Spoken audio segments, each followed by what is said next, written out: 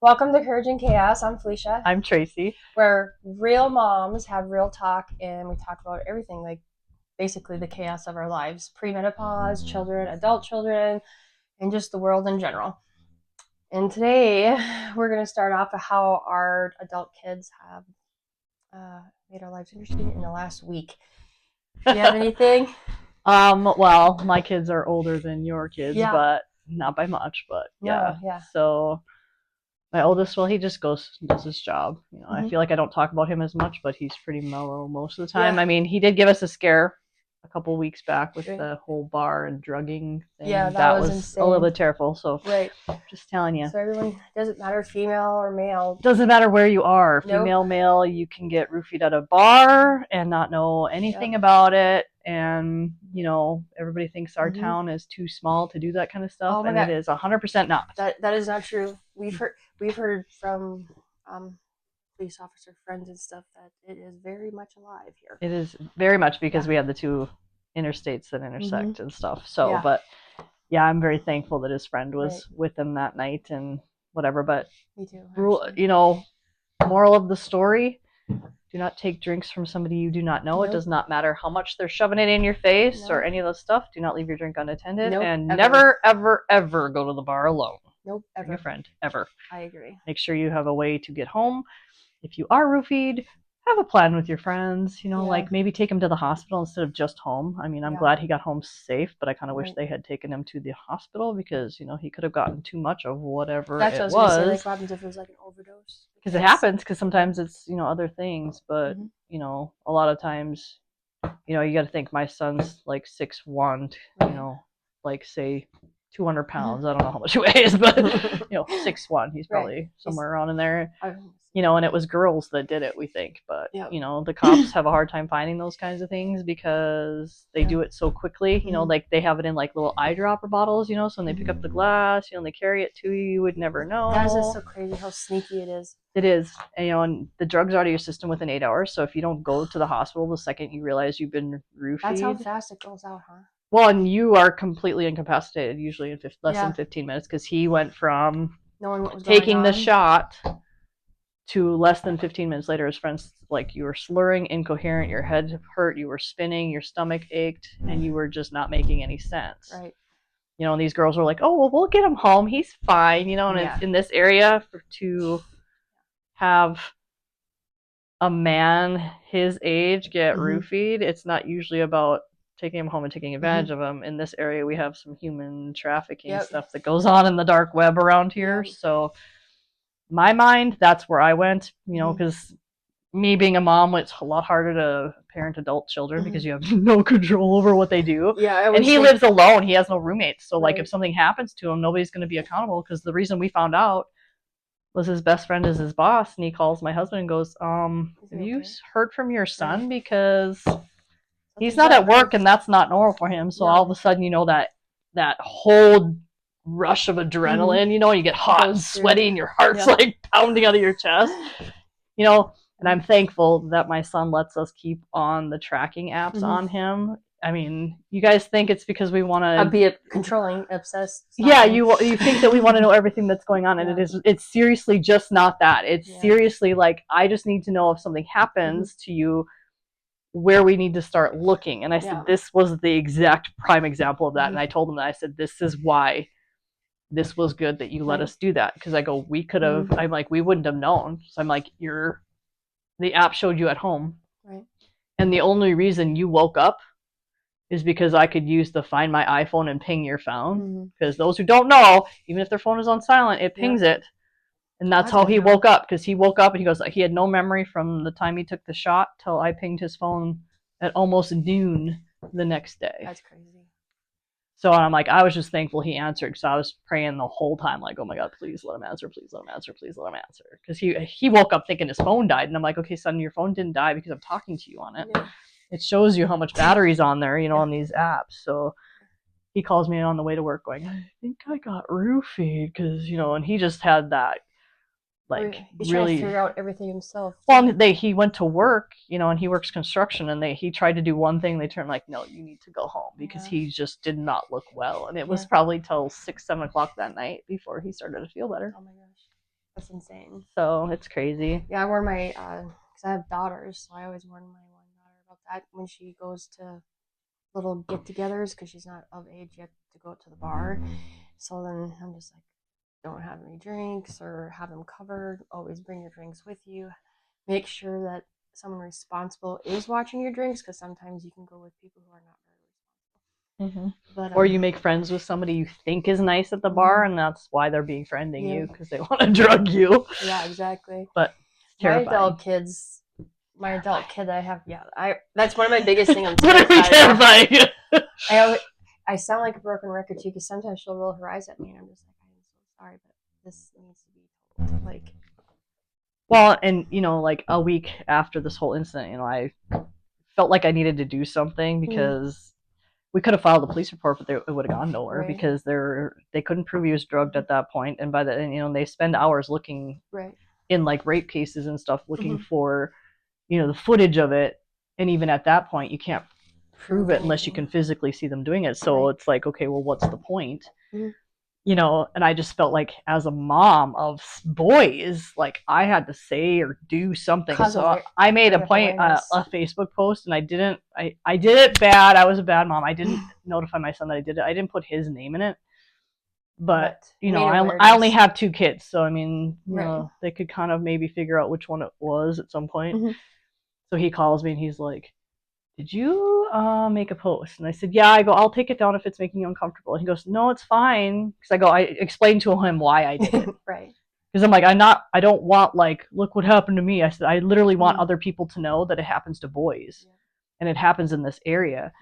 That post was up for 2 hours. I took it down after 2 hours because even though he told me I could leave it up, I just felt like I didn't want to make him uncomfortable because it wasn't about that. I was what's comfortable. It wasn't a pity party. It was like if he was uncomfortable in any way, I didn't want to make that worse. So I took it down.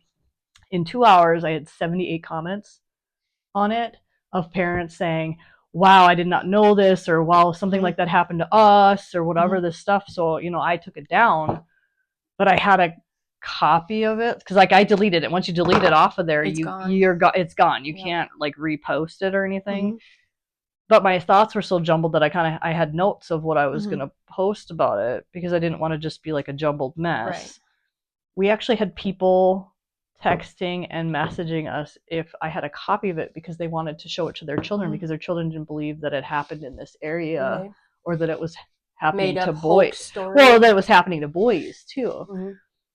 So there's a lot. I mean, a lot of them were like, "That was a big thing for you to post something like that because it's something that most people don't want to talk about." And I felt like I had to do something as a mom because it just shows that they do not watch the news because the men who actually get roofing and stuff ends up being a way bigger thing. I mean, I'm not saying I'm not saying it's not bad for girls too, but like. Some of them get held captive and they're beat and just for fun and all you just don't really know these days, and even if none of it should be taken lightly, whether it's a trafficking thing or a, sexual thing or whatever. It's just, my point is that my big burly boy had this happen to him, and I am very, very thankful to the people who helped him. Like his boss didn't have to call us and say, "Hey, he's not at work." The fact that he did that, I am forever indebted. And the friend that got him home, I am forever indebted to that kid too. And I actually got to speak to him on the phone the other day, and I'm like, I just wanted to say thank you for that because as a mom, it's hard to let them grow up. It's hard to let them be on their own. And I said, since he doesn't have a roommate or anything and lives alone, I go, that's really hard for me. And as moms, you kind of have this thing in your back of your head of like all the worst case scenarios or something. This was in one of the my one of my Rolodex of worst case scenarios. Like you get a call from your kid's boss and they didn't show up to work, and automatically you go into panic mode. Check that one off the list. I'm hoping I don't check any other ones off the list because it was I've had 2 instances where my heart stopped like that. This was the second one. I absolutely love 360. And it's not because, I mean, I know a lot of families who have them on like their older parents too, because that way they can keep, like, if something happens and be like, okay, well, what happened to them? Like, where did they go? Or, And if you pay the premium and stuff like that, it does keep the history of things. Yeah. And to me, it's not about stalking your kids. Yeah, and they're like, well, you can see where I am at. I said, I'm trying not to look. I'm trying not to invade your privacy. I just want to make sure that I can locate you if we have to. Yeah. Because Find My iPhone does not always work. And Snapchat, if you turn off your locations, they can't find you there. And it's like, how did we get here? Because when we were little, you got shoved out the door and you had to be home by the time where we were at. The porch light went on, on the 10 a.m. the 10 p.m. thing. Where are your children? Came across the TV, and all of a sudden, crap! I better go find my kids, kind of thing. Yeah. But we live in a very different world now. It's different. Yeah. Like, it's terrifying sometimes, and they don't know any different, but we do. It's kind of like, how did our grandparents think about things? Like, my grandpa was born in like 1920 or something like that. It's like, what did they think about the world? He used to work for like Ford Motor Company as a mechanic. He was a mechanic in World War II on the airplanes and stuff, and it was like, I remember him retiring because he was like, once they started putting computers in the cars, he's like, I'm not relearning a new trade. I'm just not doing it. So he decided, I'm retiring now, 40 some years at Ford Motor, and he's just like, I am not going to learn how to computer. Nah, I'm just not going to do it. And I'm like, I get that because, me thinking, I'm going to grow up with technology. I'm like, I can't do squat. Like, my kid was on my Mac earlier before I came today. He's like, clicking all these little keyboard shortcuts. I'm like, how the heck did you do that? I was like, I'm going to need a tutor. That's like that thing on TikTok where they show that stick figure and kids today. He's sitting there having a drink in one hand in the computer thing, and all of a sudden, kids back in our day. Click, and it all turns green, and you're like, oh. The dreaded black screen or green screen. You're like, oh, the DOS screen that comes up on there, and you're like, ooh. Or my favorite, you turn on the computer and you turn on the internet and it goes, it's got that screechy noise. You go back, get a sandwich, come back 15 minutes later, and it's loaded up, and you might have one email from somebody you don't even know because that wasn't a thing. Like, email wasn't a thing. Like, you did snail mail, you didn't have cell phones. Your phone was, corded to the wall, so you had a 50-foot cord so you could walk through your whole house. Did you, in your classroom, did you ever have the pen pal thing? Mm-hmm. Yeah, where you have a pen pal from a different country? God, I hope that was real. State. We had one from a different state. That'd be nice. I had the same one for several years, actually. We kept writing after a while. I don't even know what happened to him or even when we stopped writing to each other. I thought that was really cool, though, because you get to send little trinkets sometimes. Like, it was like Trinket Week. And I remember his name, though. So, I mean, that's good. That's a thing. In my old lady brain, like I said, I'm on this old thing because my birthday's coming, but I feel like every year. Yeah, that was me. Made it another year. In October. Yeah. So, I was like, but you're younger than me, so there's that. Not by too much. No, enough though. I mean, in the grand scheme of things, it doesn't really matter because age is a state of mind, But. And speaking of that, that's just weird because, like, I remember when I was younger, I would think when my parents were this age, I was like, oh my God, they're old. They're so old. Yeah. They have so much wisdom. Now I'm here and I'm like, I still feel like I'm 25, so I don't know what's going on. I know, right? Yeah. It's all state of mind. Yeah. That's what my mom says. And then you look at your kids and you're like, oh, yeah, I'm not 25 no more. Yeah, I don't know. It is what it is. Some people think I look my age. Some people think I don't look my age. So I don't know. I can't tell you what I see myself every day. I just look back at pictures going, I do think, can I have those legs aging again? A little bit better, or we're thinking that self-care is a little bit more of a thing now. So like women our age can look all kinds of different ages, because I've seen people my age that look like they should be in their 70s. Yeah. The gray hair. Why are we doing this? Yeah. Like, do something. And I'm just like, okay, well then. Or like, even like my husband, he's a decade older. So then like his women too, there's ones that are still like just bombshells, and then there's ones that are like 70. And you're like, wow. Yep. Like, that's like my mom. People cannot guess how old she is because she's older, but people look at her and like, she seriously looks way younger. Because I've seen her. I was like, wow, you're serious? She's that age. Last year, I walked into my doctor's office for my annual checkup, and she goes, I have to look at your chart every single time because you don't look like you should be that old. And I'm like, okay, thanks. Yeah. I'm like, it's kind of like, I don't take compliments well. Yeah. I mean, it's just not my thing. So I just don't like people looking at me. I've never liked it. you know, like it's, Yeah. I'm not a look at me kind of Yeah. thing. So like doing this whole podcast thing is a whole nother out of my It's comfort definitely zone out of my comfort zone thing, too. you know, and I'm like, it is what it is. I'm just trying to do something with Yeah. my time that helps people. If it doesn't Yeah. help you, great. If it At least helps you you, listen to us. awesome. So thanks for that. But Yeah. yeah. So my other kid, he's been doing his videography stuff. Yeah. He's very, very good. And I think, you know, and I'm trying not to be like, you know, the mom. He's very, But you're good, supposed to but brag about it. he really is very good. Yeah. You know, and Yeah. he's making strides. And he said to me this morning at church, actually, I said, oh, maybe you'll get hired on there. He goes, no, I want to go bigger than that. And I want to go bigger than that. You know, like he's talking like, you know, Big Ten school kind of stuff, you know, which makes my heart sad because the closest Big Ten school is still 3 hours from here, but it would be closer. Yeah. But, you know, I can't really keep him from accelerating in his dreams just because Mama Heart is sad that he's leaving, and that's really hard for me. And I'm surprised I'm even saying this without bawling right now because these. So you're going to be the potluck mom? See, I was trying to read through jokes, and that was happening. I think I mentioned this last week, but like everyone's like, and mom sends home casseroles. Like my mom never did that, or either of my other family. So I don't know if you guys do that. So now you're going to be sending home dishes of food for him when he comes home and visits them. Yeah, it would literally. You mean like now it's like, oh, he's like, what's for dinner? I'm like, I don't know, I'll go scrounge in there, you know, and I have good intentions, right? You know, but I have to cook for kids all day long, 3 times a day, whatever. So I just kind of get to this. It's like fend for yourself, man. You know, and by the time you get dinner made, it's 6:30, 7 o'clock, and it's like, okay, he's leaving to go wherever, or he's just coming back from wherever. You know, it's because, you know, I need to get better at meal prepping. Well, that's part of my goals too. Is I'm trying to figure out. I just need new recipes because I just make the same thing all the time. It's like, you know.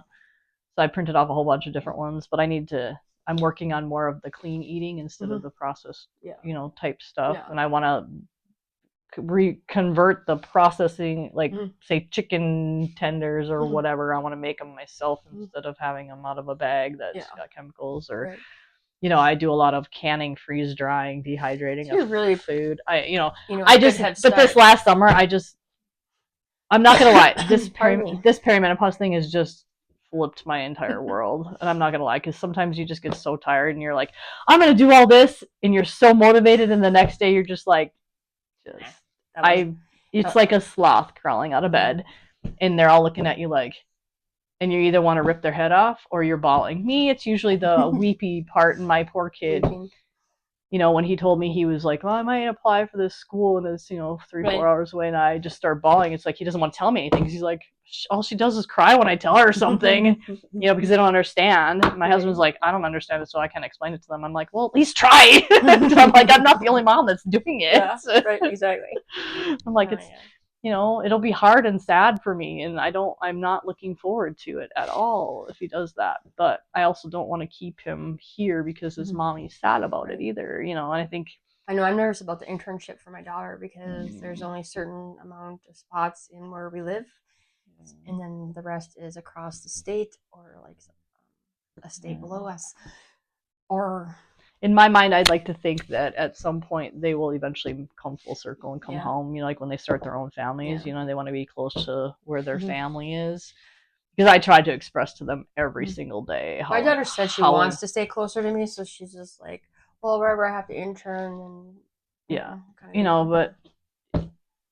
You know, God's going to put them wherever they're supposed to be, and there's not a single thing I can do about any of that. Yeah. And I have a really bad control issue, you know, and that is my demon every single day is I can't control everything I want to control. I just try to keep on remembering that the world is so much bigger. It is. That you know, and who knows what's in store for me, you know, maybe we'll all go wherever one of them ends up, you know.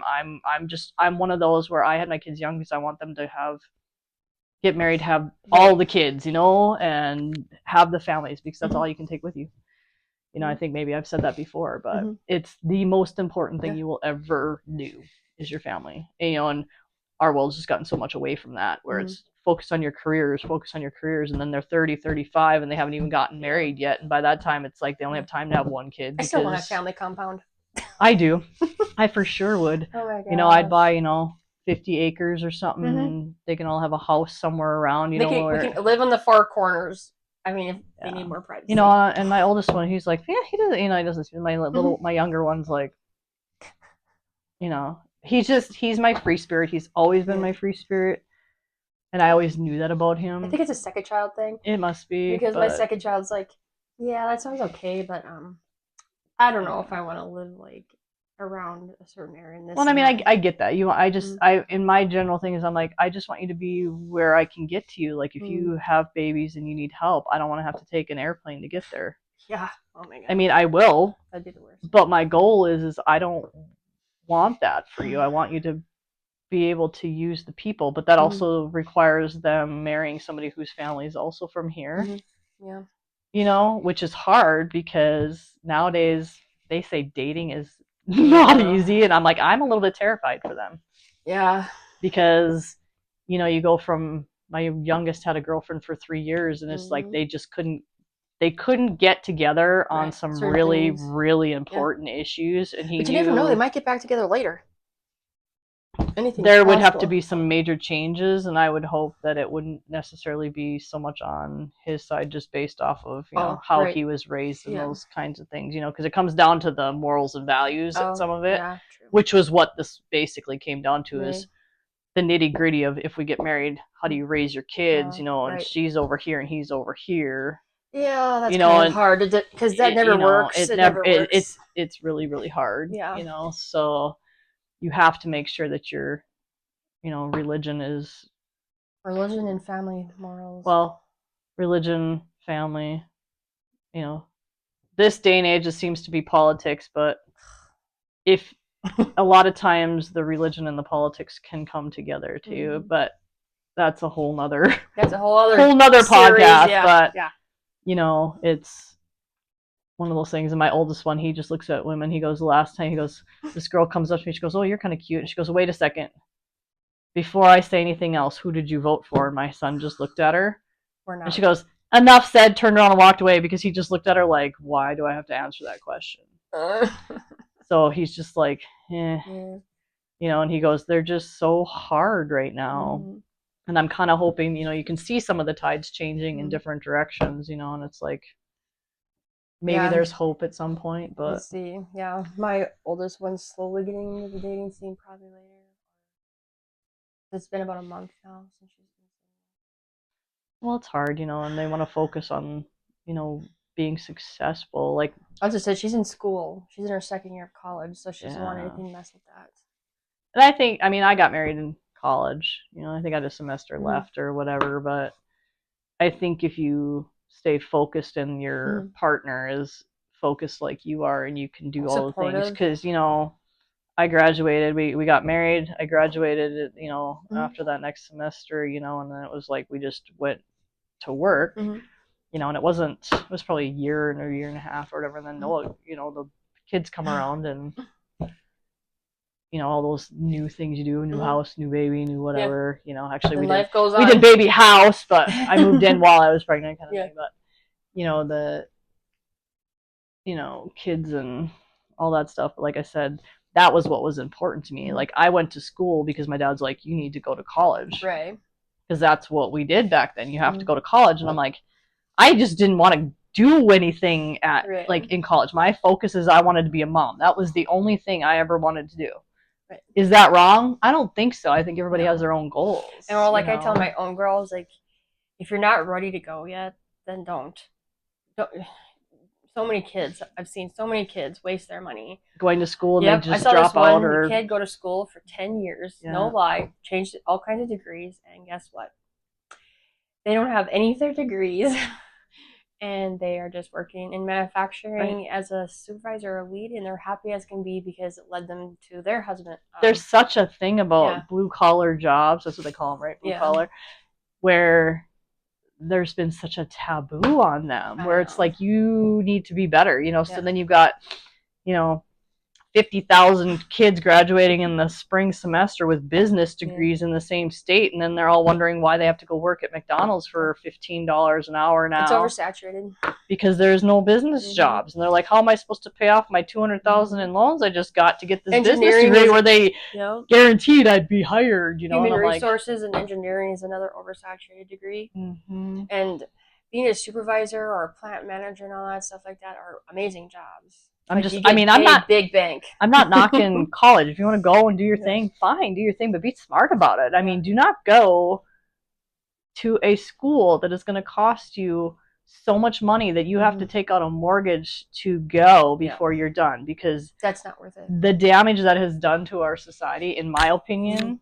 because I teach a financial class, and you know, there's been studies done on this. It is just astronomically bad on the damages done to these people, because you got to realize, how long is it taking them to pay that off? You know, some people buy a house for $200,000 and they're on a 30-year mortgage. So that just puts you further and further back. They just did a study this last, I want to say in the last 3 or 4 months now. The average age of the first-time home buyer is 40 years old now. I believe it. 40 years old, because they can't afford to get into a home. And even then, they're looking at that $290,000 mark in our area, which was astronomical. I bought my first home here for $80,000. Wow, that would have been so nice. No, right? You know, so it's like I almost own that one. That's how I can live in the one I do now, because I took that entire thing and put it towards the new one that we've been in for, you know, over a decade probably. Yeah, you know? When you built your new home, we just sold our home that we built. We did that with 16 acres of land for $100,000. I don't even know if we could do that now. Well, you know, but we did it all by ourselves. Yeah, I think that, you know, the world is coming full circle. I think it is going to shift, you know, but like I said, that's kind of a politics thing. But in my opinion, I know my girls are hoping so, because I've been asked many times for them, will we ever get to be homeowners? Because I don't want to live in an apartment. Well, and even my son's rent is $1,150 or $1,200. It's a 1-bedroom apartment. It has some amenities to it, but still, you got to think that's probably half of his income for the month, because if you live in a less expensive place, you're giving up safety. Yeah. Because there's a safety issue. Yeah, exactly. I agree. You know, and I don't even want to know what it's like in some of the other bigger cities, because being here is a little bit scary these days, and we're not anywhere near some of those other places. Like, I don't even know how people are like, oh, you know, like we never used to. You'd be like, somebody got murdered, and it'd be like, oh, you know, like. Now I feel like it's like every day. It's a weekly. No, it was every day for like a month. There. Like, I know, we were talking about, we're like, hey, another shooting. This again. There's a stabbing, and it's like, you know, I mean, we live in Podunk up here, you know, according to a lot of people, we live in Podunk, but compared to, you know, but I mean, technically we're, you know, quite a big urban area when you mix the two places. In our middle of nowhere, we're big. You know, literally we're an island over here. So, but, you know, you got Podunk around us, and then us, and then you have to go like 3 hours to get somewhere else. But exactly. Whatever. I like it here. You know. I do too. Kids are kids, right? So, you ready for Black Friday? It's coming. See, it was so funny, because when we were doing when I was looking at the Black Friday deals and stuff like that, it brought me back to some of the TikToks I've been seeing where they're like, back in the day, Black Friday, where for real, I would wake up at 2 a.m. to drive 2 hours away to the bigger city to be in line to get certain items. Now, gotta get that DVD player. Yes. And now you just have to wait for that clock to strike midnight, so you can just go like this. Or you gotta borrow somebody's SUV because you bought so much crap that you literally fill your living room. You know, you watch those videos where the lady keeps bringing it in, and her husband's like, me and my friend had to fit a 2-step kitchen, the foldable one. The little kids ones. In the back seat, and a big TV that she thought she needed. Luckily, we made it, but when we brought it to her husband's home first to unload her stuff, and then go another 15 miles to unload my stuff, he's like, how did you guys do this? And we're like, this is why Jenga was so important in school. Well, like, thinking back, like, nowadays, it's like Black Friday's for like a month now, right? And you can get everything online, so you don't even have to go into most of the stores. Like, they'll be like, okay, it's going to go live at midnight. You can just be like, oh, I got it.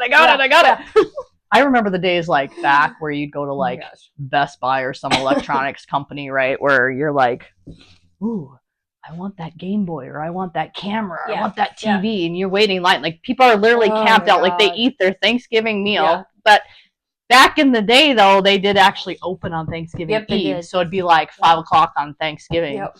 You'd be like, The okay, moms I and the ate at 1 grandparents o'clock, and were I'm laying never there home. like, boom. You know, people go out there with tents and sit there with lawn Yeah. chairs and their tents, and it'd be like, oh yes, I'm there, and then a bunch of people come like at the last minute, rush the door, and you've been sitting there for 12 hours, and they beat you anyway, and it's like, what is the point? Yeah. So then they finally got smart, and they'd come out and they'd give you a voucher for whatever it is you were going to buy, so that people would quit breaking their doors when they're trying to get in, because it's literally like people would be down on the sidewalk bleeding because somebody trampled them. You get people stealing in the cars. Or you see it like Walmart used to be the worst. Like I just got to the point where I'm like, I'm too old for this.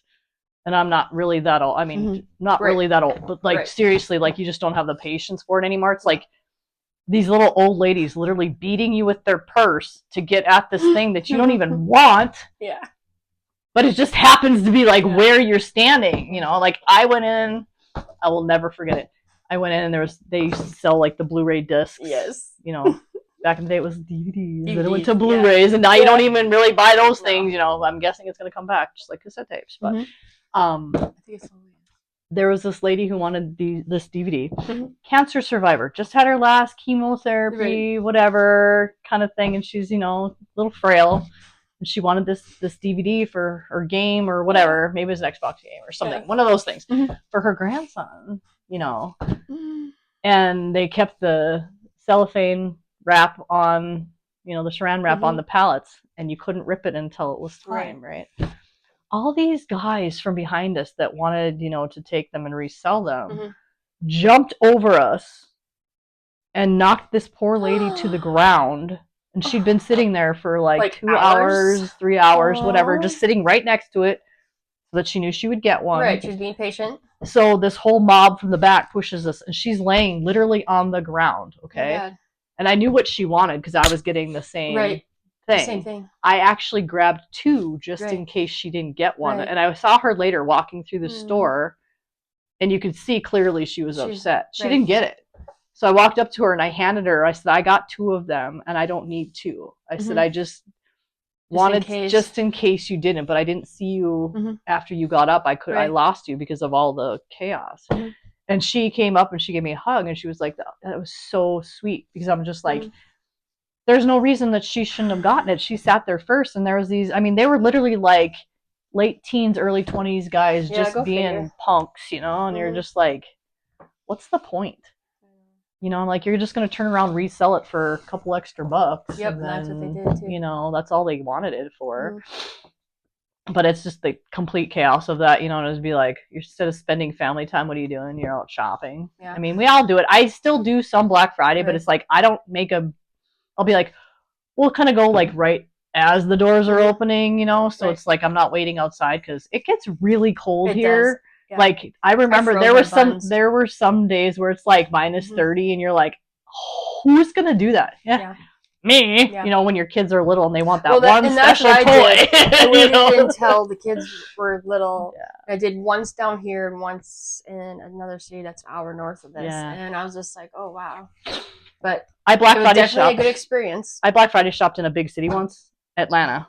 Okay, we were in Atlanta. Oh my gosh, I would not even. So big metropolitan area compared to here, right? Right. So like massive.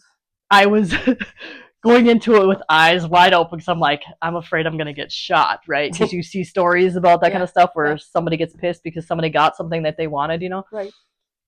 You walk up to, I'm thinking it was like a Target or a Walmart, you know, one of those big box stores. I don't recall the exact one. 8 squad cars lined up, parked in front of They're waiting? Front of the thing. No, and everybody's like, they're masked, like, swatted up, guns out, waiting for the people to walk in. I was like, what in the hell am I doing? I was like... And this was Walmart or what? Yeah, it was just literally like they're like you have them like the parking lot, and there's the little medians in the front. You know, their squads were all parked on the medians block. You know, so it's like it was like a. So they were prepared for any kind of rioting, and I was like, why am I even doing this? You know, like I could just. Did you make it out? I did. Well, like, you know, it was actually very. Oh my gosh. This instant was very non-chaotic because you had the law enforcement presence it was like at the counters, and they were stationed in different parts of the store. I can't even imagine. I'd probably So, be like, scared and go. well, and I'm like, I'll never forget it because, you know, up here it's like sometimes you wish they had some law enforcement there. Yeah, exactly. You know, kind of like, you know, there's literally a dude beating up some other guy over there over, you know, a freaking Xbox game. And it's like, you know, it's going to be he said, she said, and there's so much chaos going on, you know. And now they started to get smart where, you know, they'd give vouchers, even Walmart started giving out vouchers because people were, you know, not getting what they waited in line for because people would cut in at the last minute and start shoving. And they just don't have the staff to do it. Those people who are like that are depending on the big crowd so they can be the best naughty they can be. Yeah. It's all you know, and it's all those things that they do, you know. Now it's like online, you know, so like you can go into a Walmart here after Black Friday and be like, just waltz right up and grab what you want, because rarely do they seem to run out of a lot of the stuff now, because it's like I've gone middle of the day for the Black Friday thing, and there's literally like no one in the store. And then one time I went in like right away opening, like you said, and it was like me and like 30 other people. And I was like, wow, online's really taken over. Well, and I mean, it's good and bad. I think that's going to come full circle, and you're starting to see some of that people like the brick and mortar buildings. Still, you know, it's like they got away from that. Ooh, online's convenient, but now people are like, I want to see and feel what I'm buying. The grocery thing's kind of doing that too. Like where you buy, I do. How expensive are they? Oof, It is.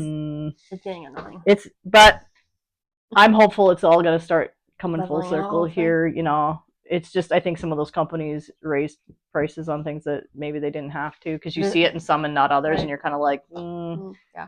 I mean, I get that there are some things like costs for farmers and things like that, you know, but some of these other companies, it's like, what are you doing?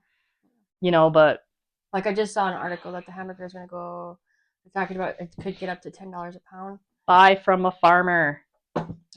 Find a local farmer. I need a deep freezer. Split it with somebody, because you know. We usually get a quarter. Yeah, Mom. I get a quarter call like in the fall, and I get one in like the spring or whatever, midwinter. You know, I don't necessarily need that as much as, you know, I only have one kid at home still for a little bit. So how much cheaper do you think it is? Or are you going for quality or price? Both, but in the end, so like when you go to the store, the grocery store, right? Right. So you're gonna buy, let's just say, a T-bone steak. Okay, yeah, say it's $16.99 a pound. I don't even. I'm just throwing it out there. I have no idea. Okay, when you get it from the farmer, and they take it to the butcher shop. In my case, I'm not sure if I assume it kind of works like this, but hopefully. So you'll pay the hanging weight to the farmer. So however much the hanging weight is after they cut the head and all that other stuff off. For the hide and the head, or what? Yeah, no. So hanging weight is basically before they chop it up into all the little pieces. So when it's undressed. Yeah. Then that's you know, like you see in the meat locker, it's hanging. So that, I guess, is what the hanging weight is, right? Because you'll have a 1,500 pound cattle. Yeah. But you don't end up with 1,500 pounds of meat, right? Because you've got hooves and skin and snout and all those things, you know, that you don't keep. Some of them you can buy some of those things, you know, like the tongue or whatever, or bones or whatever. You pay the processing. So like say the farmer's going to charge you $3.50 a pound, let's say. Whatever it is. I mean, some of them have gone way up, and some of them are just like, I just will sell you the cow if you're really, if you know that person. Sometimes you can make a deal. It'll be, say, $3.50 a pound. So then you'll pay the processor, say, another $1.50 or $1.80 for a pound. So you're looking at, say, $4, $5 a pound. That's for everything. So like T-bones, sirloins, roasts, everything ends up being $5 a pound. So for the whole cow. So it doesn't matter. So like if I buy a quarter cow and it's 200 pounds, I'm going to pay $5 times 200 pounds. Oh, because it doesn't matter what the cut is. I thought like they charge by different cuts. No, at least not the one that I do. There might be different ways people do it in other places, but the one that my family uses.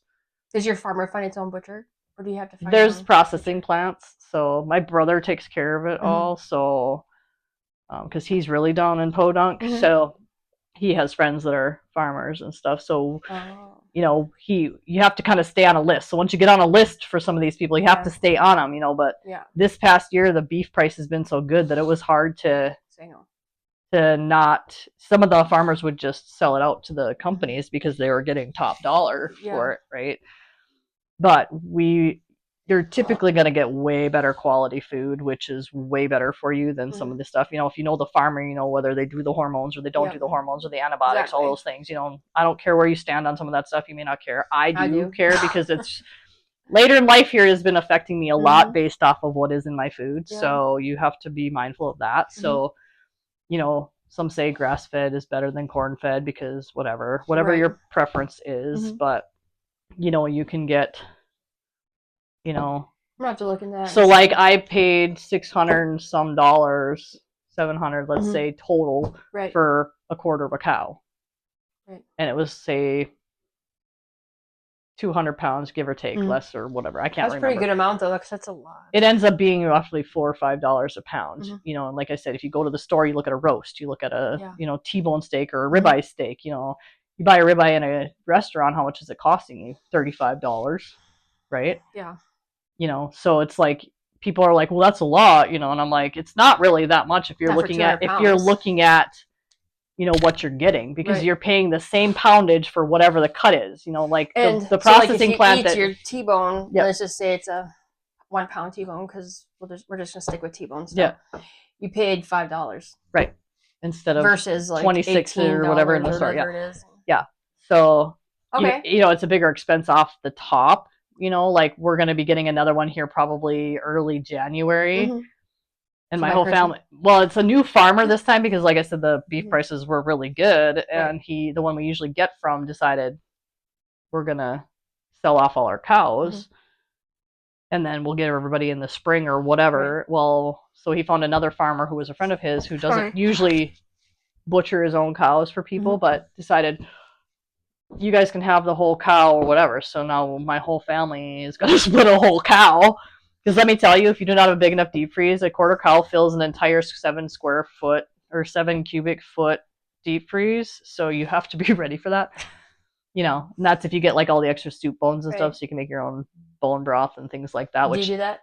I have used it in soup, but I want to learn to can it. I haven't done that yet. I'm a little bit weary on the meat kind of stuff because I just haven't done it yet. I've seen it, but I'm like, and like I said, this whole perimenopause thing, sometimes it's like you get all motivated and it's like, oof, like my garden, I was like, ooh, it kind of wasn't the best one this year. I was kind of upset about that, but by the time it all came, I'm like, I had all these tomatoes and I'm just like, I'm like so unmotivated, so like just fatigued all the time, I have such great ambitions in the morning, and then a list in my head, and then by noon, I just want to get past that point where like I said, I'm working with a homeopath trying to get past some of these things because it's brutal, people. It's brutal. And doctors, they just kind of be like, but I know like the milk that we have to use is because my family is lactose or whatever, so it's gone up $2 a gallon. I bet raw milk would be better though. Yeah, I don't know. Right now, a lot of people with lactose intolerant can drink raw milk, but because it has all this stuff out of it, junk like that. People don't realize how much is taken out of milk and all. Like people don't realize how much nutrients and stuff is taken out of your food. I learned this. I took this big class last week about all the stuff that's in our food and all the things that are toxic in your environment. And I knew most of it, but some of it, like she put in these little tidbits, and it's like, you're like, oh my gosh. Well, it's like, how many people use a microwave? All of us. We're all guilty, right? Completely zaps all the nutrients out of your food. And I knew that. I should still use it. Because it's convenient, right? Yeah. But it's like you should eat fresh, frozen, or in canned, but in that order, because you get less and less nutrients with each one, right? And how you cook it. So I actually asked her when I talked to her yesterday, I said, how do you feel about like freeze-dried food? If you're doing it yourself, like it's organic, you grow it yourself, you don't have all the junk on it that, farmers can use. Right. It's better for you because you're not, freeze drying doesn't take the nutrients out. It just takes the water out. So when you reconstitute it, it still has the nutrients. So you think so? Did she say it was okay?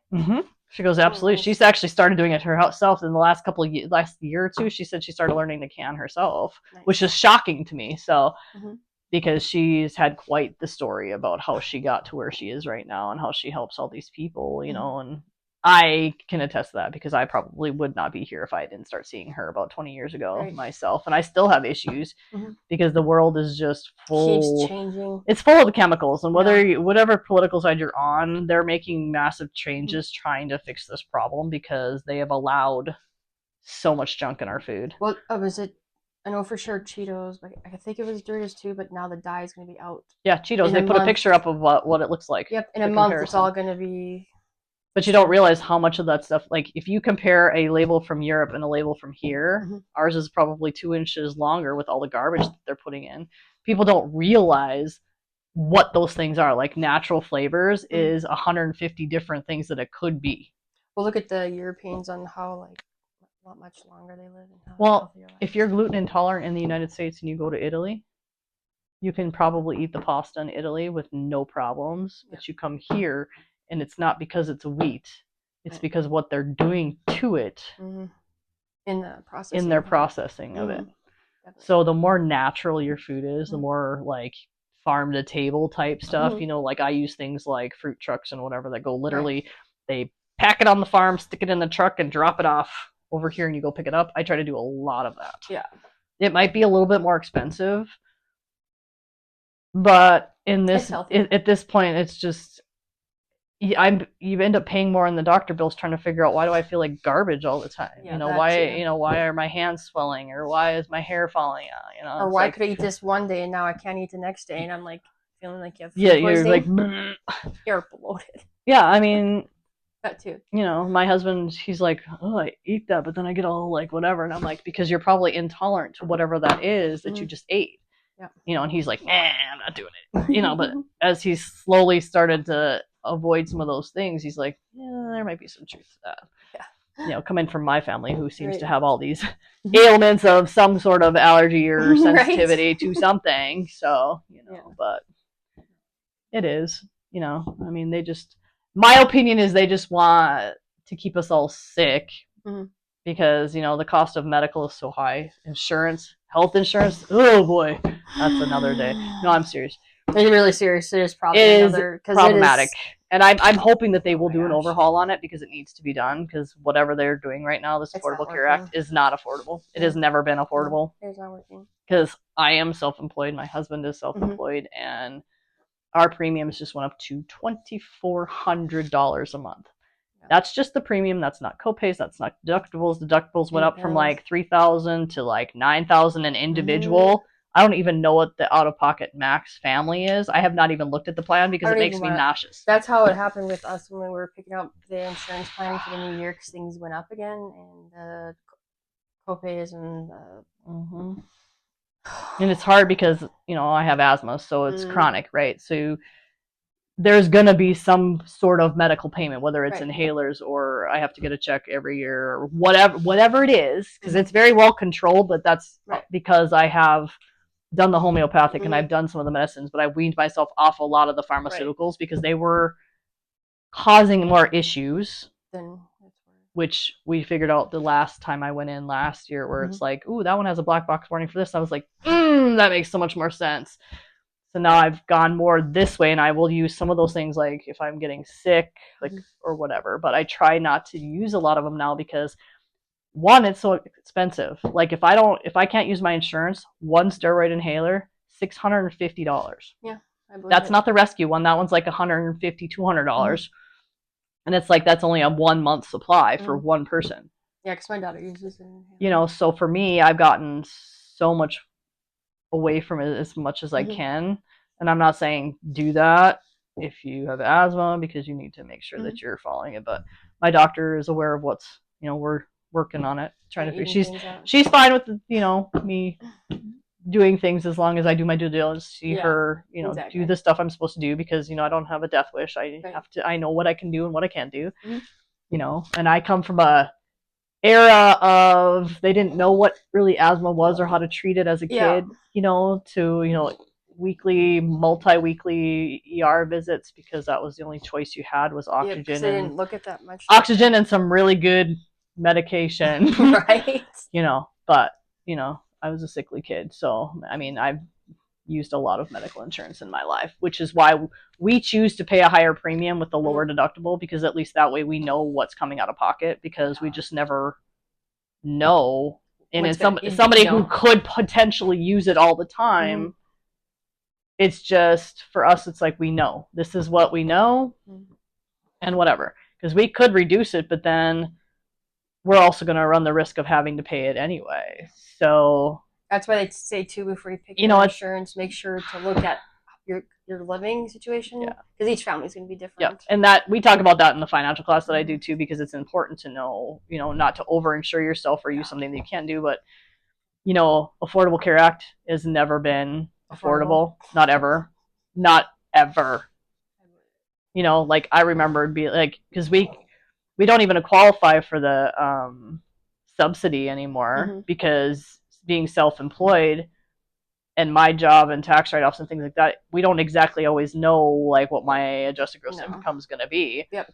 So it's like I could get that subsidy, but at the end of the year, like, oh, you made $3 over the amount, so now you got to pay all of that back. So for me, we just don't use it anymore, because what's the point if I'm going to have to pay it all back? Because I get it. It's a subsidy, so if you make X amount of dollars, but I'm not going to risk it. I'm just going to be like, okay, but you only have, our state decided we actually have 2 companies we can buy from now, because before they made it where you could only get from literally one company. Yeah. So it's a monopoly, so they could charge us whatever they wanted to. And I'm like, how is that fair? Yeah, I remember that. So it's like, it's a whole nother, this is a whole big topic, but it pisses me off, because everybody should be able to afford their healthcare. And it's not about all of the things that people think it's about. They need to go after the insurance companies that are charging this much, because you shouldn't be able to go into an emergency room and be like, I'm self-pay, and it costs you $300 for that CT scan. You get your insurance and it's $4,000 for that CT scan. Right.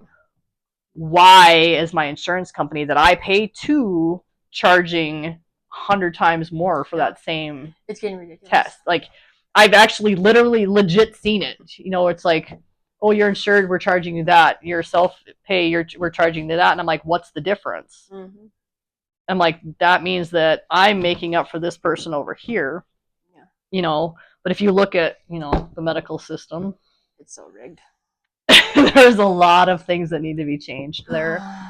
But insurance is insurance, like even house, car insurance, it's all, you're paying the commissions for the insurance people. Yeah. And that's frustrating. I mean, I feel like when they up your stuff, like you use it, like we had a big hailstorm here a couple of years ago, and it took out a lot of roofs and siding and stuff, like hundreds and hundreds of homes. Yeah.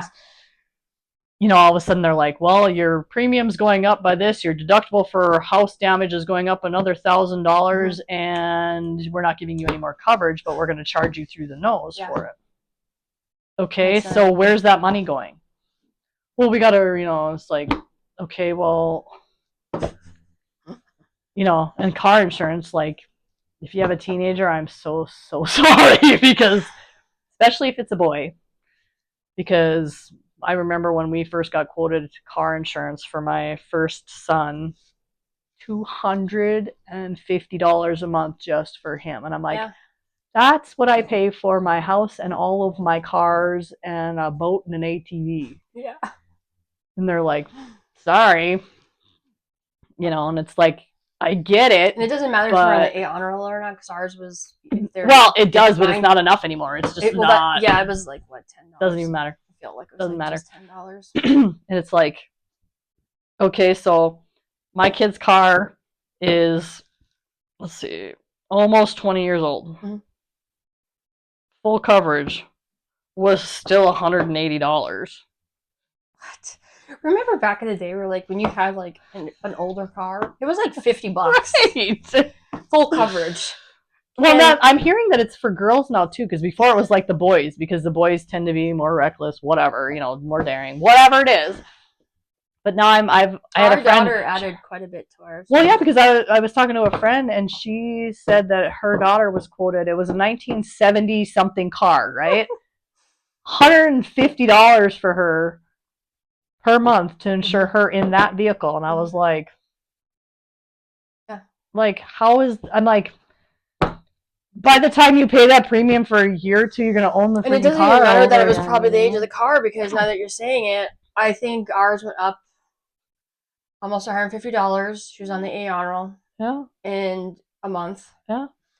And then we're supposed to have one accident free thing per person or per whatever. I have no idea. She got in an accident and they lied and still added another $100 to my bill.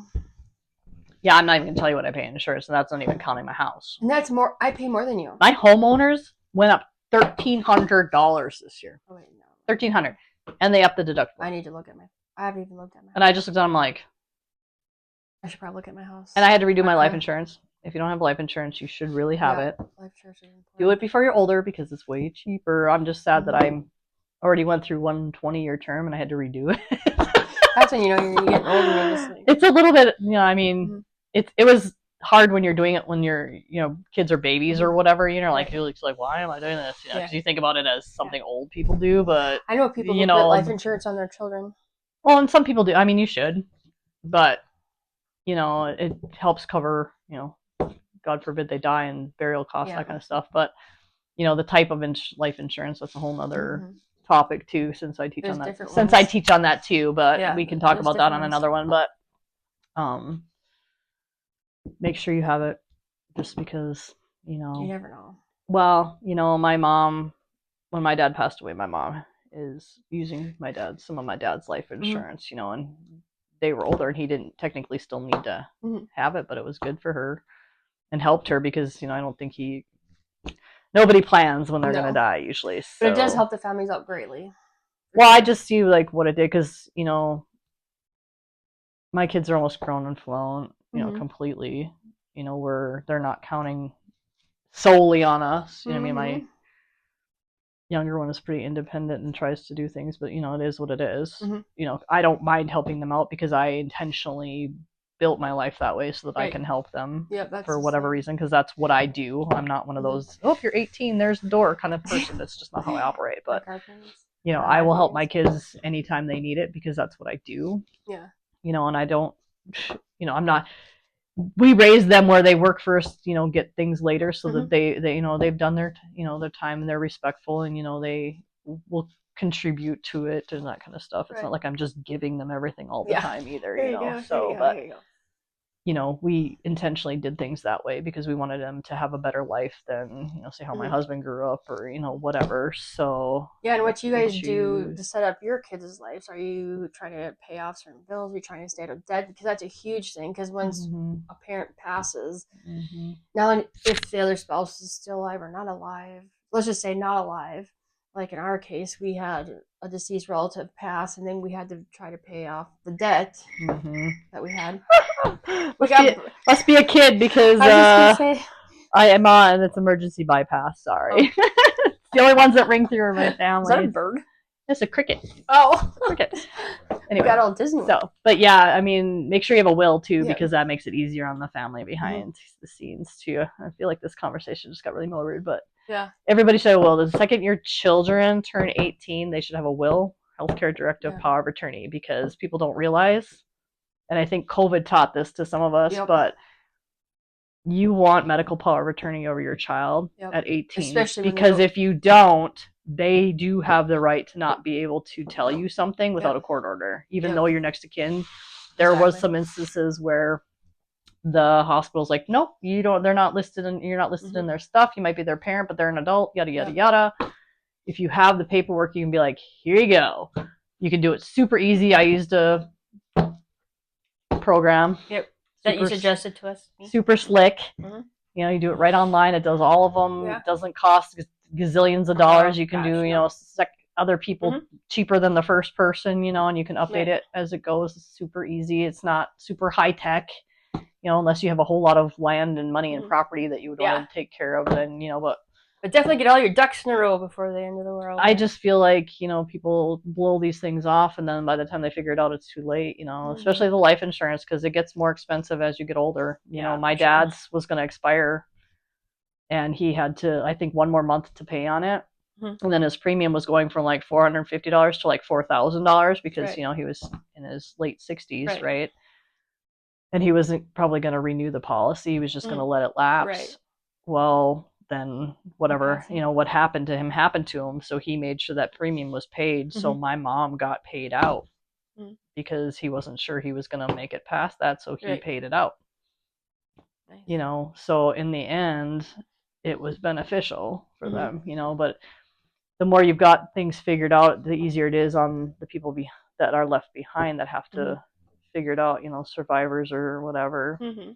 You know, I was just talking about this whole thing with somebody on Friday night, you know, on how it's, you don't want to think about those things, but you just end up that's why having people to, don't end up doing it, because they just like, oh, I don't want because it makes you accept your mortality, that we're Right. all going to do that at some point. You know, it's like I just literally had to redo my life insurance like a year ago because it expired, right? Yeah. And it's just like, you know, and with me having asthma, it automatically ups the premium. It did when I was in my 20s too, right? So now you're older and have asthma. and now it's like, you know, they make you do all the blood tests and all that stuff just to make sure nothing major pops, you know, or whatever. And I'm like, I was dreading it because I'm like, what if something bad shows up, or what if this is off, or what is that off? And you're like, ooh, that one's a little orange. Like, what does that mean? You know, it's like it's some random thing, you know, but it's like nobody's going to be perfect with the way the world is. You know, your body's just, you know, it is going to be, you know, it's going to go off of whatever is going on in your body that day, right? Exactly. And, you know, you get through it all and get it set, and finally you get it. It's like 3 times more expensive now than it was when I was, you know, in my early 20s. So it's like, woof, nah. Yeah, but it's more expensive for men, like quite expensive. Yeah. It's way so more for them. Do it now, not later. Yeah, get the longest term you can if you've got kids, because it's easier to drop it off if you don't want it anymore than it is to get it. So yeah, that's absolute truth on that one. All the screen and everything you have to go through. It's pretty terrible. Yep. So, you ever listen to audiobooks? No, I think I did once, and then I keep forgetting that should be something to do. But I do listen to like podcasts. Yes, you should all listen to podcasts. Now I've gotten big into audiobooks, I think, just because I used to like to read, but as my vision's getting more of I need the readers, it's like I have to make sure I'm sitting and what all this stuff, because I'm like, I can't see anything when I put my readers on and like out there, like I have to pull them down. You know, so I feel like the old person, you know, you have to have them hanging on you. But with audiobooks, you feel like you get unfocused, like you're not focused enough on what the story is saying. Sometimes, but like I'll do it while I'm cleaning or something, and then I'll just kind of zone in and I'll do, you know, because you just do what you do without really paying much attention to it. My biggest thing is if I can't sleep, I'll put it in, and I always have to make sure that I take a screenshot or I look exactly where I started, because if I fall asleep, at least I know where to go back to, because that's actually a really good idea. You know, like when I started this perimenopause thing, I had some severe nasty insomnia. I mean, like terrible, like 2 days with no sleep. Like you're just like literally cannot go to bed. So you're like trying to listen to it, you know, and it's like the one time you finally get in it, and then all of a sudden you wake up just like 4 hours later, it's like, crap, what chapter did I start on? So you're just like, okay, then you start have to listen to different chapters, going, okay, nope, listen to that, nope. And see, that's my biggest worry about audiobooks, because I'm afraid I'm going to get distracted, so I don't know if I should start one or not. So I have them in the car, so like it's on my phone, right? Right. I don't listen to the radio anymore. You just listen to I audiobooks? just put the audiobook on my phone, even if it's just 10 or 15 minutes. What favorite genre do you listen to then? Well, I never really thought, you know, I used to do like the romance, you know, whatever, that kind of stuff, which I haven't done in a while, but I have some friends that also do audiobooks because they travel in they live like 30, 40 minutes out, so they'll travel in for work, and she got me on this one, and I'm not usually sci-fi or like mythical, but we got into these stupid ones with dragons. And I was like, you're like, oh gosh. I'm like, okay, I'll just try one and see. And all of a sudden I was like, it turned out secret. Really I couldn't stop listening. Like my husband would be talking, I would be like, that's like, funny. You know, and I try not to use AirPods so much anymore because it's literally frying people's brains. Right. But I'm not using that. So I'll put it on speakerphone and listen to it that way. But so you take out books too from the library for that? You can. There's apps like Libby and some other apps where you can take them out from. For my kids for school. Yeah, but I pay for Audible every month because, you know, that's like the one thing that I would be doing. You know, if I was doing something like canning or whatever, instead of having the TV running in the background, I'd just be playing, you know, an audiobook or whatever. You know, people put music on in the shower. I'll put my audiobook on, you know, or whatever. But yeah, I just listen to podcasts or watch the podcast YouTube and have it in the background and listen. Yeah, sometimes I'll switch and do podcasts. Like I listen to Dave Ramsey stuff once in a while, motivates you to make sure, you're doing what you shouldn't be doing. Like I really need to buy a new truck at some point, and I cannot justify it in my head. I cannot do it. I just drive things. I'm like, they want how much for a truck? Mm-hmm. Like even a used one. Mm-hmm. Yeah, I have a 2021 Highlander. Like my truck, I bought brand new. It's a 2007. Mm-hmm. And it was good until my family bought race cars. So we had 2 race cars that took over the garage where my truck would park. But if you listen to Dave Ramsey, he will tell you not to buy a new truck until it's broken. Yeah. The thing is it doesn't have the mileage on it that it should, being as old as it is, because I work from home. I've worked from home for 20 plus years. It's the best cost-saving thing ever. So, like, people are like, it has how many miles on it? But since it had to be parked outside and we live where we live, it all of a sudden just started rusting in places. Because it was, like, I saw a picture of it, like, 3 years ago. Not really a lick of rust on it. And all of a sudden I'm just like, I'm like, it would be way cheaper just to buy a whole new bed and doors, repaint them and stick them on than it would be to buy a new vehicle, because the engine's got a lot of life left to it. But it's just got some things that we're going to have to either fix or just let it go. And because I always said it's a 20-year truck, which it'll be there soon. But I'm one of those, I buy a car and I keep it forever. I don't lease cars. I buy cars, and I'm like, that's probably the only new vehicle I would actually ever buy. I've seen so many people get but we did it back in screw themselves over when they lease. We bought it when gas was $5 back in Obama days or whatever it was, and they literally couldn't give the trucks away. So I literally got that truck like 50-60% off, because they just like, we need to get them off our lot. Oh man. Yeah. So it was like I paid less for that truck than I could for a decent used car right now. Yeah. So it's like, now I'm looking at, I'm like, that price tag, say $110,000. I'm like, that's a house. Can I live in it? I know. And I'm like, I would never, even if I had that much money, like I could just buy a car like that. I just don't think I would do it too, and just to drive. I just don't think I could do it. Oh, that's so bad. Like our current car, I think with tax, title, licensing, all this stuff was like $35,000, and every month I kick myself because I never wanted a car payment, because we owned all of our cars. We didn't have any car payments for like 5-6 years. It's so nice not to. But then my son's car during COVID took a crapper, right? Yeah. Literally took a crapper.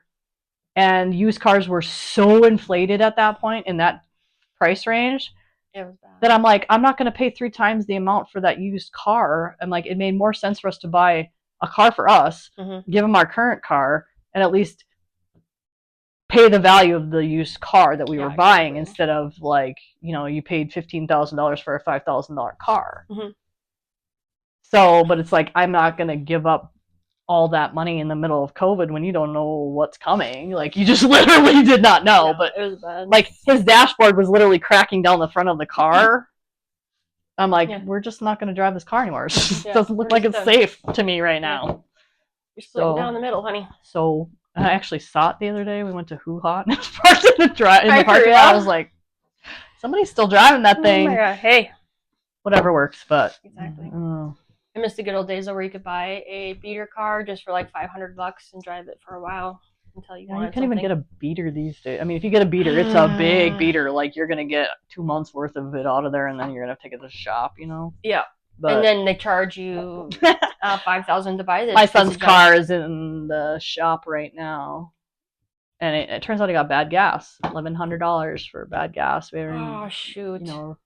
We have to replace an O2 sensor and some stuff, but do they remember? He calls at 7 o'clock in the morning. He's like, my car won't start, and it's making this big shimmy noise and all this stuff. So it parked there for a couple of weeks till we could get it into the shop that we go to. And do they remember what station it got from? It was probably a Casey's. I love Casey's. Or maybe a Holiday. I don't know, but he knows where he got it from. What location? But because it was water in his tank, basically, which we're fortunate it didn't do a whole lot more damage than what it currently did. So, but he's had an oil leak in there where like there's a puddle under his car, so we don't know if they've found that yet. So I don't know how much the repair is going to be, but it's a 2012. But I'm like, it's either we repair it, you pay to repair it, or you buy a new car. Right. And I'm like, half your money already goes to your rent, and you've got to pay a few other things on top of that. And who needs another $300 to $500? Well, I'm like, you're looking at like $300 to $500 for a car payment. I said, that's, another quarter of your money. And that's for a car that might break down on you again anyway. So I'm like, you're better off to repair it. That's why I've told him, I said, you might want to consider getting a roommate at some point. Or if housing does fall like they're predicting it will fall, we thought maybe, because we looked at getting him a house before renting the apartment because it's just so expensive. But he's just like, I don't know if I want a roommate, which I get because I had trouble with roommates. I will never get a roommate again, and I do not recommend it. I'd rather live alone. But I'm just kind of hoping that he finds a local girl that suits him sooner than later, but and housing is slowly going down. Not the rates, but the price. It will. I can hardly wait till I pay off my home. You look at it and it's like, ooh, it's getting down there. Yeah. It's like ours, it's going down. We barely have anything left. So I would like when we moved from our twin home to our current home, like we had like $18,000 left to pay on it. I was so adamant that we were going to stay there. But then the neighborhood just got so bad. And I'm like, you're like, we're out of here. I'm like, we got to go. Like, I'm like, there's like a gang fight in the road right there. And I'm like, where are we living right now? I said, because this is not how it used to be. But, and if I knew the location of like my home, I would definitely. But we took all the proceeds from that one and put it towards this one, at least most of it. And then, that's why we live where we live. But our values probably doubled, I bet, since we've been in it. Yeah, your hood is still doing pretty good, but there's other locations now where the prices are like the homes are finally at $250. Yeah, which is $300,000. Which you think it's funny because when we bought the home we live in now, $250 was like my like I'm not spending more than that. I know. Like I can't afford more than that. It's like you couldn't get a house for $250,000 right now. Like you look at a twin home down the street. That when I bought it would have been $80,000 is now $290,000. Isn't that sick? It's ridiculous. So and I'm like, that's here. I'm like, I don't even want to know what it's twin like homes, in other places. Townhomes, whatever you want to call them. They were like the run of the mill, good old starter home between $85,000 to $120,000, like 3-bedroom, 4-bedroom ones. And now they're trying to sell them for a price of a house, and I even see 1-bedroom homes selling for like $220,000. Well, and some of it is people are paying $50,000, $60,000 over the ask price because that's what they have to do because the market was so little on houses. Yeah. That you have to come up with that extra money and just be like, here's my offer, whatever, over asking because you've got 10 other people making an offer on that home, and if you don't outbid them, you're going to lose. My brother-in-law just bought a home in the bigger area of this state, and he was having trouble doing that too because you literally look at it. If you don't have an offer while you're standing there, you're not gonna get it in that 15 minutes. Well, the home that I have right now, it was a less than an hour thing.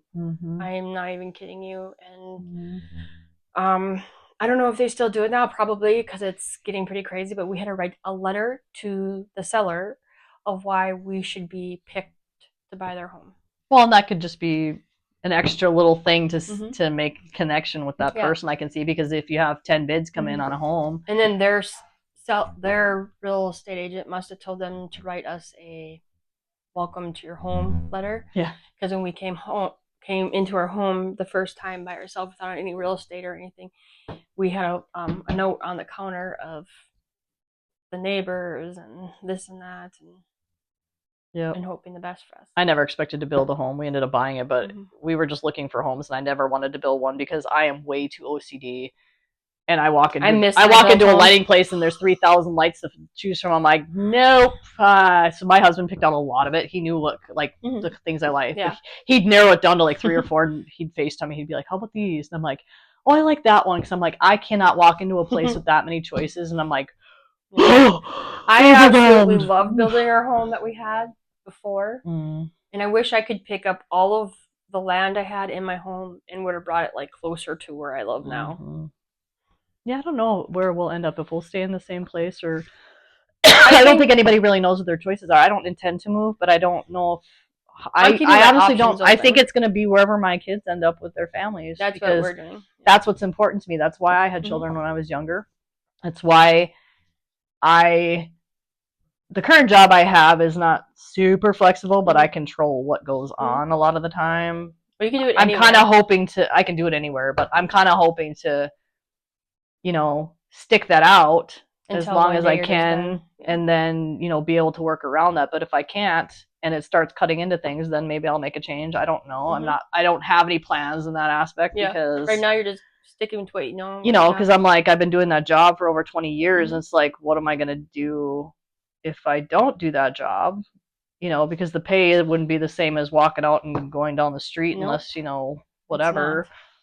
So, And you restarting know, over is not. well, and you know, being an almost empty nester at this point, you Mhm. got to find other hobbies to do because you literally go crazy sitting there going, I wish my kids were here. I wonder what they're doing. You know, you Yeah. literally drive yourself crazy. You guys know, start doing more crafts again. Well, and these hormones and stuff, you know, drive me batty. Yeah, so, learn how to do your cricket. Well, I was at the dollar. I actually was at the dollar store before I came here, and I was buying all these crafty things. And I'm like, all these things. My mom's got some painting stuff that we're doing, Yeah. and you know, trying to figure that out too. Mhm. But for me, it's like it's that motivation thing, you know. Like this, like I said, the hormones are terrible, and it's so unfair.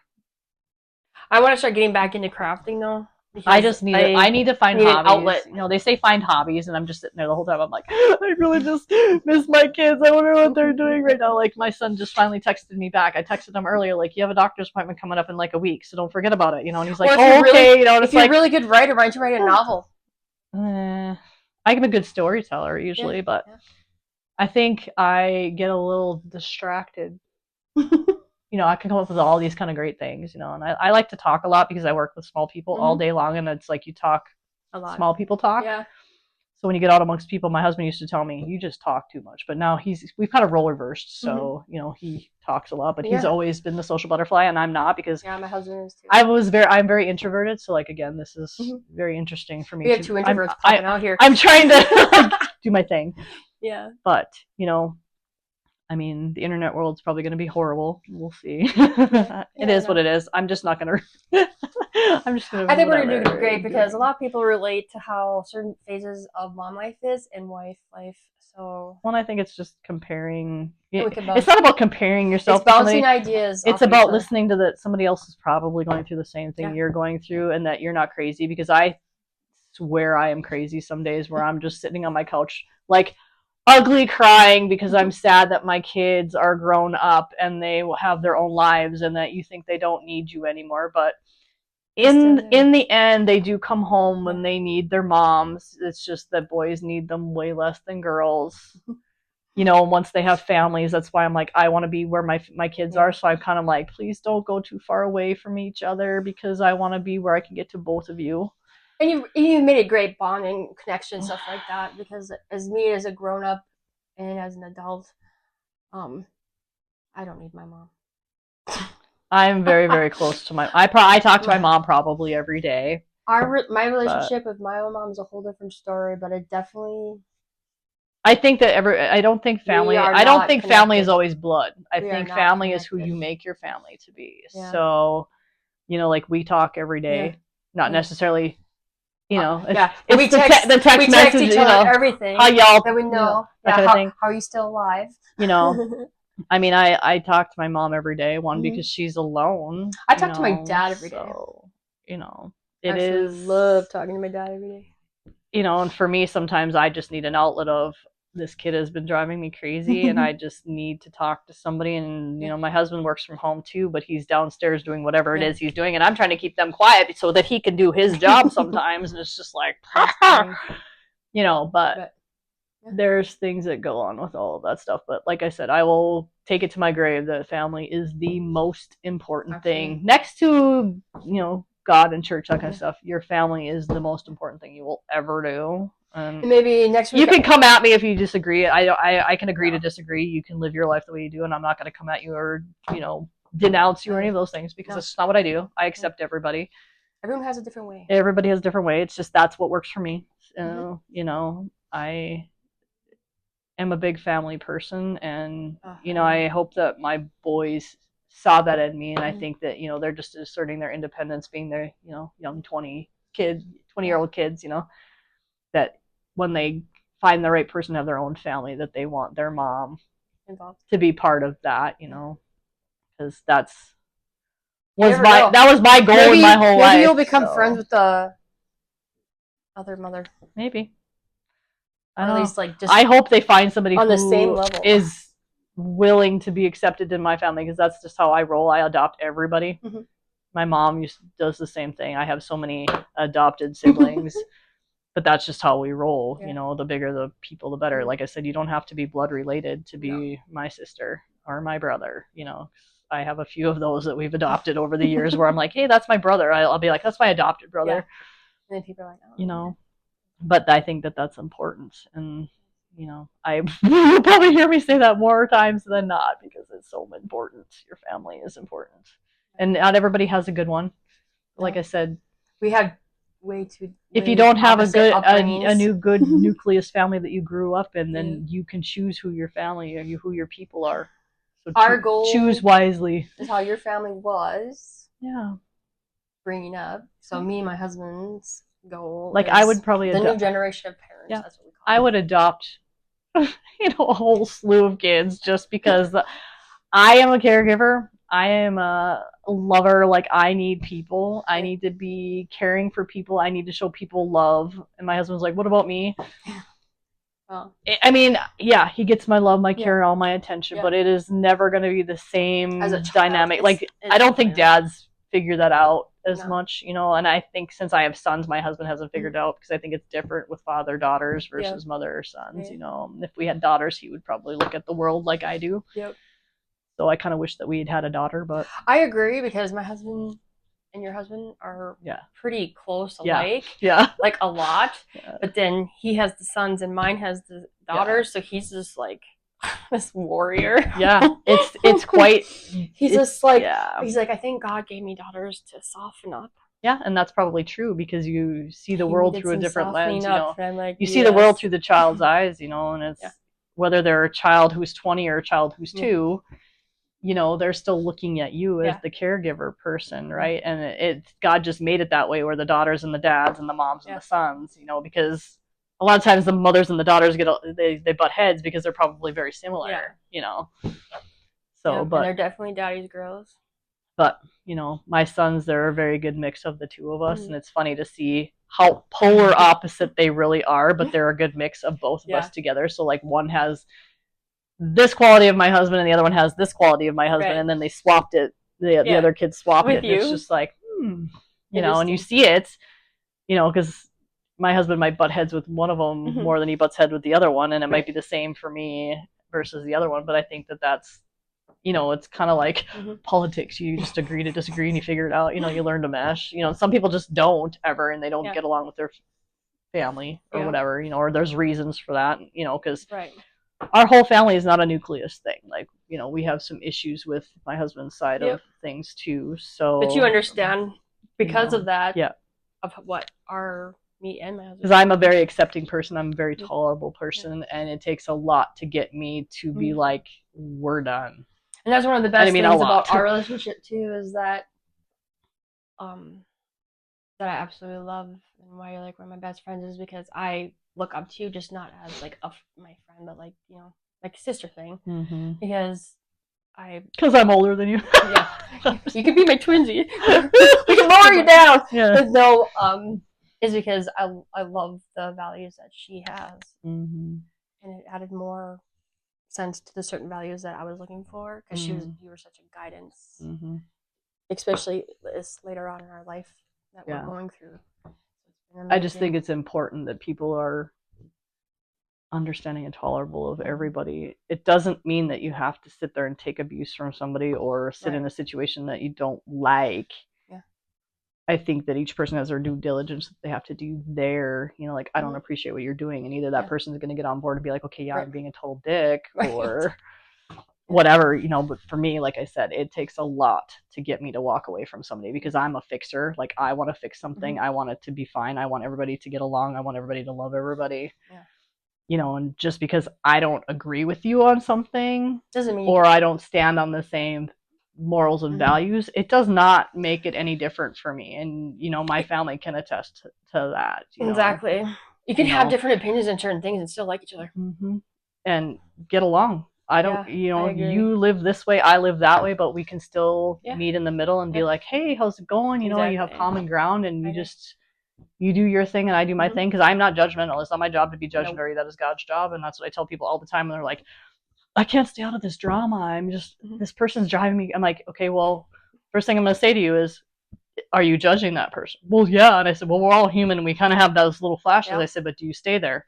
Yeah. So it is not my job to judge you based off what you're doing. I can tell you what I think, and then I will let it go. Yeah. Unless it's something like you're in my face about, like if you're constantly coming at me, like attacking, then I'm gonna, I'll probably just step away for a while and be like, well, when you can like calm down a little bit, then we'll have another conversation about conversation. Yeah.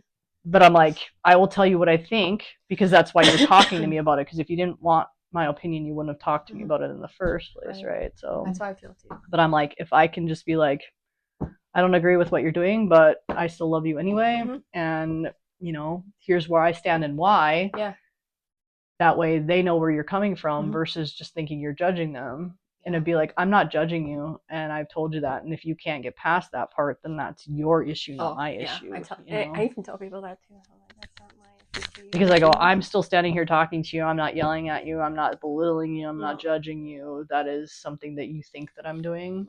And I said, just because I have a difference of opinion doesn't mean that you're any less of a person to me. Oh, God. So, no, I agree. And that's important that people know that, especially in the climate that we live in right now. Yeah. So just be open to listening to what everyone has to say. You have to listen to you too. It can't just be one side. Well, I think it's important that people respect other people's opinions and beliefs and things, especially like when it comes to politics and religion, because that seems to be the hot button topics, Especially but in the last couple of years or more. Yeah. I think the world made it that way. And I think it's kind of pulling away slowly. For certain aspects. I think that's probably true, but I think it's depending on how you look at it. That would be an opinion thing. You can ask somebody on one side of the aisle versus the other side of the aisle, and Or it could be like me. Sometimes I just have to shut everything off. Yep, because it can get it can be a lot, And for me, I just have to ground myself in where I was raised and what I believe in, and I think that everybody should do that. And I don't think that you should dig your heels in. I think that you stand for what you believe in. And you be like, this is what I think, this is why I think what you're doing isn't right. But if that's what you want to continue to do, that is your deal. Exactly. I will still be here. I will still love you. I will still, let's go have Thanksgiving dinner together. Yeah, exactly. Go have some coffee. Let's go have coffee. Yeah, exactly. It's just important to me to build those relationships. And I think the most of the time people don't want to do that because they're like, if you just don't agree, then they're just like, well, I'm not going to sit in the same house as you. And that's fine. But that's their issue, not my issue, because I am just not that way. Like, I probably was that way earlier on, where I was just so sensitive to everything. I was younger. I could not like they have to agree with me. It's just that somebody would say something that would hurt my feelings, and instead of just being like, "Oh," and now I'm just like, it is not worth the heartache to sit there and think some of those things. I mean, we're all human. We all go through those phases where sometimes you have to work through it some, but I've had a lot of elderly people ground me in that aspect because I was like, they would just look at me, they're like, dude, like, I didn't say dude then, but they were like, so Felicia, blah blah blah blah blah, and I'm like, oh, why are you always right? Yeah, because we're just looking at it from one-sided, and I always try to look through the lens on both sides, which is hard because if you're not, say, raised like somebody else to look at it through this lens versus this lens, you're going to keep your opinion, but I still think that even if your opinion isn't the same as somebody else's, it doesn't mean one is right, one is wrong. It just means that you're disagreeing, and that's why the country we live in is so great, because you can agree to disagree, but a lot of it is people don't want to agree to disagree. They just want to be right. Pardon me. And we all do. Like, I like to be right. Who doesn't? Ask my husband. He'll be like, whatever. But he also likes to be right. So we'll have a like knockout, duke out, like whatever kind of thing. But I think husband-wife thing. I mean, who doesn't want to be right? Yeah, exactly. But it's just, the world is tough that way, and I try to teach my kids that sometimes. And I know sometimes I struggle with it because I'll really be ticked off at somebody, and I'll just be like, and I'll say something, and they'll just look at me. And I'm like, I'm venting in my own home behind closed doors where I can get it out of my head and then I can move on from it. It's totally different than when you're having a conversation with somebody totally different. Everyone has the right to vent. Because I think that you go through the process of venting in your own way to be like, and then you realize, okay, I'm being a little bit judgy here. Let's do this. It's not really my business. It's not really my place. Whatever. That's God's job to judge you later. if that's what he chooses to do, I you know, agree. or whatever you believe. Yeah. So I think we had a great show. I think we did. I think we just randomly talked about random stuff. But this is what we do. We go through different topics of ourselves all the time. And that's we just why talk, we you know, wanted talk to about do things. this. So you guys can listen, talk with us, comment on the bottom, give suggestions, or even add to what we've already talked about. And with that, until next week, see you guys later. Bye. Bye.